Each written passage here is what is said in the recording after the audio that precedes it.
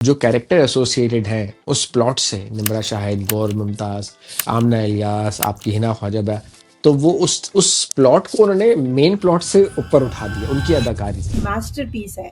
इसका इसका जो राइटिंग है, मतलब बहुत अच्छा लिखा है ये, और डायरेक्शन बहुत, आई थिंक डीगुल इज द राइटर, राइट? और निम्रा शाहिद तो मैं तो परेशान हो गया था देख के यार, जिस तरह से वो मतलब हिना ख्वाजा बैत के सामने किस तरह से एक्टिंग कर रही है वो। हमारी सोसाइटी आदमियों को तो शायद माफ कर देती है, लेकिन औरत को इतना इजीली नहीं करती, और इस तरह के केसेस में तो नहीं। मुझे तो बहुत अच्छा लग रहा है, और side by side obviously slowly gradually जो मेन प्लॉट है वो बिल्ड कर रहा है। वैसे भी एक एक्टर का ना अल्टीमेट एम यही होता है कि भाई उसको काशिफ निसार ने अगर अपने प्ले में ले लिया ना, इसका मतलब काशिफ निसार ने कुछ देखा है उस एक्टर के अंदर। वो क्यों गई हम्म। फराज से मिलने के लिए? अगर वो ना जाती हम्म। तो ये सब कुछ होता ही ना, राइट? यार आपको देखने में इतना अनकंफर्टेबल लग रहा है, तो जिन लोगों की ये असल कहानी है, जिस तरह जो जिंदगी जी रहे हैं, वो कैसे अनकंफर्टेबल रह रहे हैं, किस ट्रॉमा के साथ रह रहे हैं। अस्सलाम वालेकुम ख़वातीन व हज़रात, मैं हूँ फराज, मेरे साथ हैं हुमैरा ड्रामा पाकिस्तानी से। काफ़ी दिनों के बाद, बल्कि आई थिंक तकरीबन महीने के बाद हम दोबारा से रिव्यू स्टार्ट कर रहे हैं। थोड़ा जंग लग चुका हुआ है, वजह ये थी कि ईद आ गई थी और ईद के बाद मैं भी घूमने चला गया था, तो फिर हमारे टाइमिंग के इश्यूज भी थे और महाविश भी हाथ नहीं आ रही हैं, तो ये सारी चीज़ें थी। बहरहाल ईद मुबारक आप सबको, नया साल भी मुबारक आप सबको, रमज़ान भी मुबारक आप सबको, हर चीज़ एक साथ। जी हुमैरा, कैसी हैं आप? हाँ जी, अस्सलाम वालेकुम एवरीवन। ठीक ठाक। कैसे फराज, आप लंदन गए थे? How was London? लंदन ठंडा था, बहुत ज़्यादा ठंडा था, और बारिश हो रही थी हल्की हल्की, यश चोपड़ा की फिल्मों की तरह बैकड्रॉप में। तो वो गाने भी गाने दिमाग में चल रहे थे, ये कहाँ आ गए अब। हाँ, यूं ही जब भी साथ अच्छा चलते लगेगा। चलते। But if you are living हाँ। देयर, मुझसे पूछना हाँ, तब बनता नहीं। अच्छा नहीं, आई डोंट नो, रहने के लिए मैं तो शायद ना रह पाऊँ, लेकिन nothing to take away from people who are in the UK. आप बहुत से लोग देखते भी हैं। अब आपका हौसला है यार, आप कैसे करते हो। आई थिंक लोग यूज टू हो जाते हैं यार, हो जाते हैं रह रह के ना, बट मेरे लिए नहीं है हमारे यार। यहाँ पे कनाडा में, कैलगरी में बर्फ तो बहुत पड़ती है, लेकिन धूप बहुत होती है। लाइक बर्फ पड़ी होती है, विंटर हाँ, फुल ऑन होती है। धूप भी तो तो ऐसी इसलिए होती है, अगर रंग काला आप कर दे, मेरी, रंग हाँ, जला देने लेकिन वाली धूप होती इफेक्ट्स है कि ऑब्वियसली वो आपको खासतौर पे समर में तो बहुत टैन हो जाता है, लेकिन बट ये कि डिप्रेशन उस तरह नहीं होता ना, कि जितनी बर्फ यहाँ पे पड़ती है, अगर डार्क एंड है। रेनी भी हो, वेट भी हो, तो फिर तो बहुत ज़्यादा डिप्रेशन होगा ना, लेकिन आई हैव हर्ड कि कनाडा की सर्दी इतनी खतरनाक है कि यूके वाले कहते हैं कनाडा अच्छा है। मतलब ये कंपैरिजन है। कनाडा अच्छा है। हाँ, सर्दी के हिसाब से, क्योंकि मतलब यूके अच्छा है। यूके में सर्दी इतनी कम पड़ती है एज कम्पेयर टू कनाडा, कि कनाडा हाँ, बहुत कनाडा में ज़्यादा सख्त। सर्दी तो खैर बहुत है, लेकिन अगेन वही मैं कह रही हूँ कि जहाँ पे हम जैसे कैलगरी है, धूप बहुत ज़्यादा आती है, तो धूप से फिर मैनेज हो जाता है, राइट? अगर बहुत चले, डाल रहे हर वक्त धूप ना हो तो फिर। अगला ट्रिप कैलगरी इंशाल्लाह। हाँ, इंशाल्लाह ज़रूर आए, हमें होस्ट करने का मौका दें, हम पाकिस्तान बिल्कुल। के घर में। किन ड्रामों पे बात करनी है अब तो, जंग सा लग गया है कि कौन से ड्रामों पे बात करें। नहीं, जंग तो नहीं लगा, खैर मैं तो देख रही मुझे थी लग रात गया को है, मुझे तो 10 बजे। लग गया। हाँ, मैं तो हाँ। नहीं भी स्टार्ट किए, बल्कि सो आई थिंक सबसे जो आजकल मेरा फेवरेट चल रहा है, और आई थिंक बहुत अमेजिंग जा रहा है, वो एक और पाकीज़ा से स्टार्ट करते हैं। हाँ, कर अ, लेते हैं। ठीक है? नहीं, मैंने एक देखा है एक और पाकिज़ा, कल देखा मैंने। बहुत अच्छा है मैन, लाइक आई नो, इतना अनकन्वेंशनल, मैं पहले से कह रही हूँ, उसका जो स्टोरी टेलिंग का स्टाइल है हम्म। वो इतनी अच्छा लगता है मुझे, because it's so different. It's like कि आप कोई नॉवल पढ़ रहे हैं। हर हम्म। कैरेक्टर, हर कैरेक्टर इतना डेप्थ में है, और मुझे बहुत मजा आ रहा है, और मुझे लगता है कि ये अगेन जर्द पत्तों का बंद, और अब ये मास्टरपीस है at some level, for sure. और हम्म। आप पहले बात करें, फिर I just take it from there. यार आप मेरी बताइए। मेरी राय थोड़ा सा ना, पता क्या, क्योंकि मैंने इसको देखा है बहुत अरसे के बाद, और मैंने आखिरी की एक साथ देखी है, जो कल इस हफ्ते जो आई। मुझे ना एकदम से स्टोरी बिल्कुल ही जो है ना, ऐसा लगा कि शायद असल असल स्टोरी से डिविएट हो गई है। मिसाल के तौर पर, अब स्टोरी बेसिकली स्टार्ट जिस प्रेमिस पे उन्होंने किया था, मार्केटिंग भी की थी, जिस प्रेमिस पे इसको शुरू किया था, वो ये था कि वो जो इंसिडेंट हुआ था शहर के साथ और फराज के साथ, वही प्रमोट कर रहे थे। लेकिन ऑल ऑफ अ सडन अब इंसिडेंट जो है ना, वो निम्रा शाहिद ने कमाल जो एक्टिंग एंट्री की, और जिस तरह से वो अदाकारी कर रही हैं, जिस तरह से उन्होंने डायलेक्ट पकड़ा हुआ है साउथ पंजाब का, तो वो ऐसा लग रहा है कि वो उस वाले इंसिडेंट को बिल्कुल ओवरशैडो कर गया है वो। और अब ऐसा लग रहा है कि असल कहानी वो है जो निम्रा शाहिद की है। और वो, मैं वेट कर रहा था कि उसके बारे में बात हो, उसके बारे में कुछ चीज़ें हो, लेकिन वो कहीं भाई ने गोली मार दी, उस पे चला गया केस, वो बिल्कुल बैकड्रॉप में चला गया, उसका मंतकी अंजाम अब तक हुआ नहीं, जबकि एक ये नया नया केस खुलने लगा है, now Amna Ilyas is going going to go against Gauhar Mumtaz. So hmm. Which was for me was कि चलो नहीं ठीक है, as a story as a plot के ठीक है, एक मेन प्लॉट और एक सब प्लॉट है, एज अ प्लॉट वो ठीक है, उसके अंदर उन्होंने उस चीज़ को भी लाने की कोशिश की, लेकिन बट बिकॉज मे बी जो कैरेक्टर एसोसिएटेड है उस प्लॉट से, निम्रा शाहिद, गौर मुमताज, आमना इलियास, आपकी हिना ख्वाजा, तो वो उस प्लॉट को उन्होंने मेन प्लॉट से ऊपर उठा दिया उनकी अदाकारी से। और निम्रा शाहिद तो मैं तो परेशान हो गया था देख के यार, जिस तरह से वो मतलब हिना ख्वाजा बैत के सामने किस तरह से एक्टिंग कर रही हैं वो, जिस तरह उनके साथ बैठती हैं, जिस तरह से वो हिना ख्वाजा बैत उनसे बात करती हैं, जिस तरह से वो जवाब देती हैं एक्सेंट में कॉन्फिडेंटली। तो मुझे तो बस ये हो रहा है कि यार इस लड़की को ना ड्यू नहीं मिला अभी तक, मतलब she is a much much much better actor, but she gets shadowed by other actors, लेकिन आई होप कि now people will take notice because she is giving performance of a lifetime. अच्छा, no I totally agree. But मैं आपसे थोड़ा सा इख्तलाफ कर रही हूँ, क्योंकि जहाँ तक ड्रामे का प्लॉट एंड सब प्लॉट का, मैं अगेन यही बात कर रही हूँ कि इसका स्टोरी टेलिंग स्टाइल डिफरेंट है। अब आप इसको केस 9 के साथ कंपेयर ना करेंगे, उसका एक ही प्लॉट था और हम उसी, बड़ा एक्शन हम्म ओरिएंटेड प्लॉट था और हम उसी पे हम्म फोकस थे। हम्म मैंने आपको पहले भी बताया था कि जब स्टार्ट हुआ था ये लीनियर नहीं है, हम बैक एंड फोर्थ कर रहे हैं। लेकिन इवन जो मैं इसको जैसे देख रही हूँ कि ये बहुत हद तक औरतों के जो मसाइल हैं जनरली, जो हमारा माइंड हम्म सेट है या जो हमारे मेंटल हम्म मॉडल्स हैं औरतों को लेकर, ये उसकी डिपिक्शन है।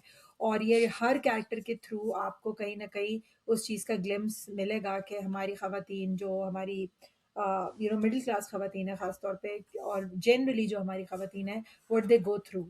और इसलिए जो है वो सब, अब जो निम्रा शाहिद का कैरेक्टर है वो एक टोटल एक डिफरेंट, एक तो खैर एक्टिंग आपने सही कहा कि बहुत अच्छी है उनकी, जो सराइकी पता नहीं वो किस तरह बोल रही है, वो बहुत फ्लॉलेस हम्म है। हम्म language and what she's learned, but she's amazing.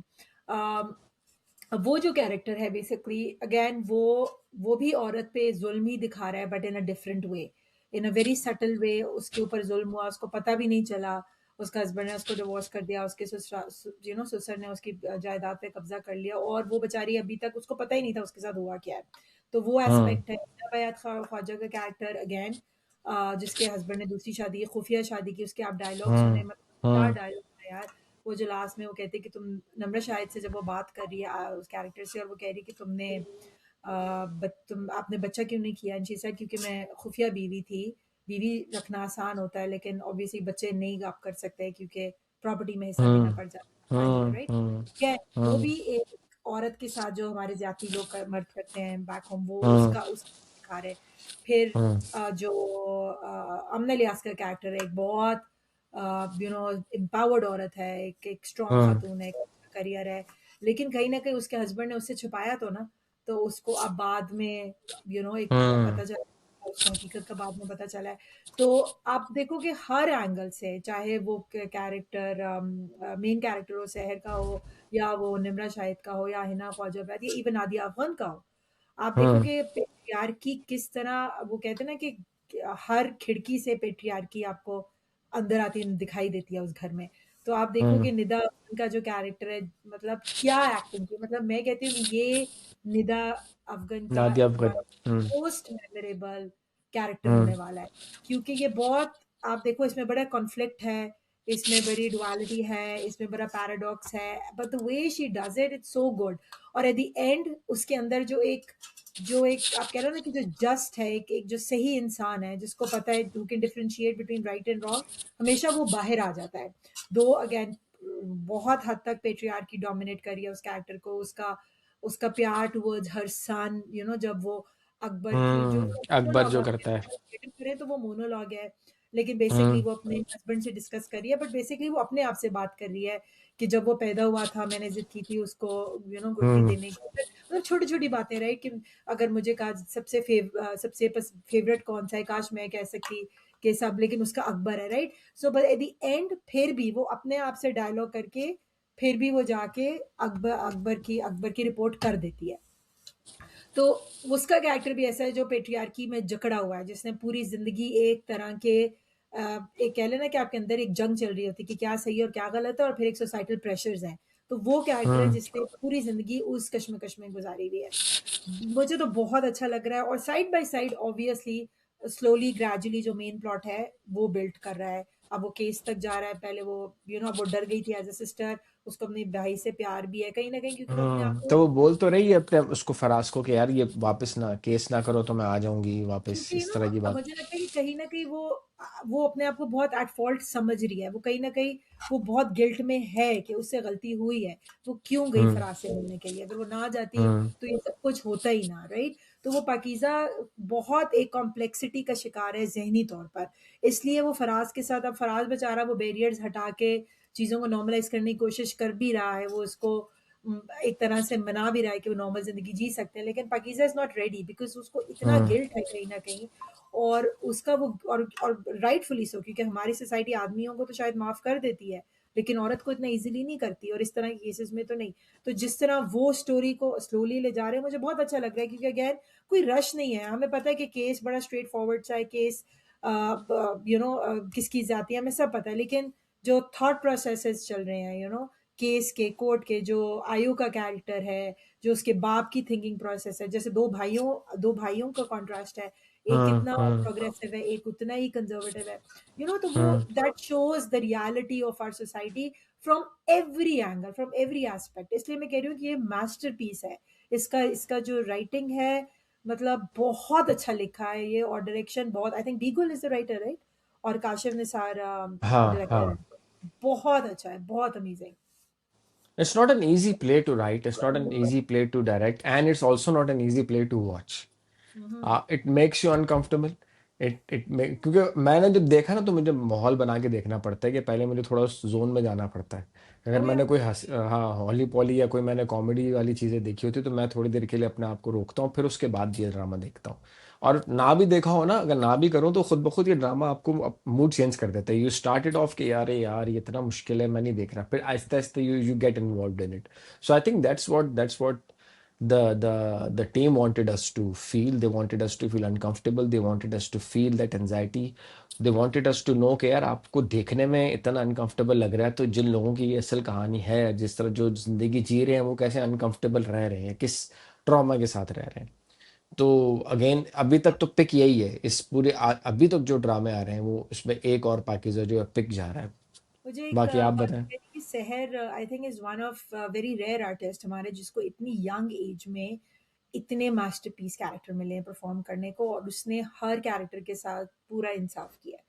और ये भी एक बहुत मुश्किल एक्टिंग है इसके अंदर भी, और जिस तरह वो नो मेकअप लुक के साथ, और बहुत सिंपल, और focus is all on her acting, on her character, कि आपको एक मिनट भी, पाकीज़ा जब डायलॉग्स बोल रही है, आप बस समझना चाहते हैं वो कहना क्या चाह रही है, उसके अंदर चल क्या रहा है, and as you said it's a difficult watch, and इसीलिए अगर आप देखें तो इसकी, वो जैसे हमारे नॉर्मल टॉक्सिक प्लेस के जो व्यू व्यूज होते हैं मिलियन मिलियन, वो शायद नहीं है, क्योंकि नहीं है, हाँ। ऑब्वियसली ये ड्रामा वो है जो आपको सोचने में मजबूर कर रहा है। तो वो हम्म। हमारी ऑडियंस, अगेन मैस ऑडियंस को इतने अपील नहीं करते कमर्शियल उस लेवल पे। हम्म। बट ये हम्म। कि I would still say I am happy कि हम इस तरह के प्लेस बना रहे हैं, हम इस तरह के इश्यूज पे हम्म। बात कर रहे हैं, और रिगार्डलेस क्रिटिक्स इसकी बहुत तारीफ कर रहे हैं।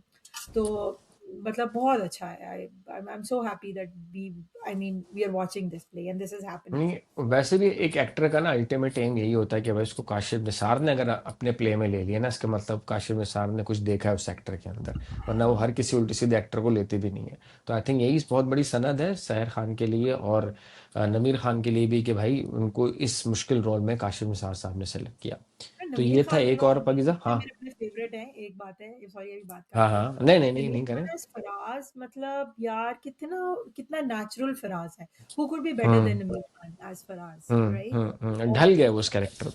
बहुत ज़्यादा, और उसका body hmm. Language, the way he walks, उनके कपड़े, जिस तरह वो पाकीज़ा को देखता है, वो इतना प्यारा कैरेक्टर है, और उसको वो इतना अच्छे तरीके से कर रहे हैं। तो अगेन जिसने लिखा है, बीगुल ने लिखा है, काशिफ निसार ने डायरेक्शन किया है, बहुत अच्छा है, अमेजिंग।